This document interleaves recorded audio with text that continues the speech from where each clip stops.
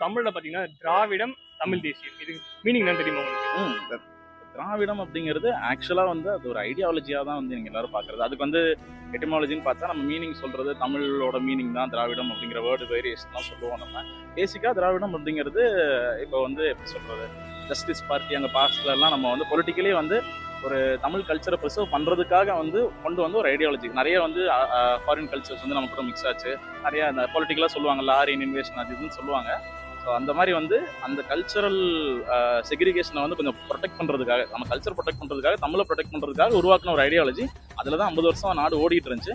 இன்னைக்கு வந்து நம்ம எல்லாம் டெவலப் ஆகிட்டோம், நிறைய எக்ஸ்போஜர் இருக்குது, பாஸ்ட் ஹிஸ்ட்ரி பற்றின அவேர்னஸ் கிடையாது. அதனால வந்து நிறைய பேருக்கு வந்து அதை சும்மா ஜென்ரலைஸ் பண்ணி இப்போ அதை ரெப்ரசென்ட் பண்ணுற பார்ட்டி ஒன்று அது ஒன்றும் பெருசாக தூக்கி பிடிச்சி கெத்துக்காட்டலாம் இல்லை, அவ்வளோவெல்லாம் அவங்க வந்து எதுவும் பண்ணுறதில்ல. அது ஒன்று இருக்குது. பட் ஆனால் அதோட வேர்டு அப்படிங்கிறது பார்த்தா ஐடியாலஜிக்கலாக வந்து தமிழ்நாடு இஸ் ஃபார் தமிழ்ஸ் அப்படிங்கிற அந்த ஒரு இதுக்குள்ளலாம் போகல. அது தமிழ் தேசியம் செப்பரேட்டிசம்.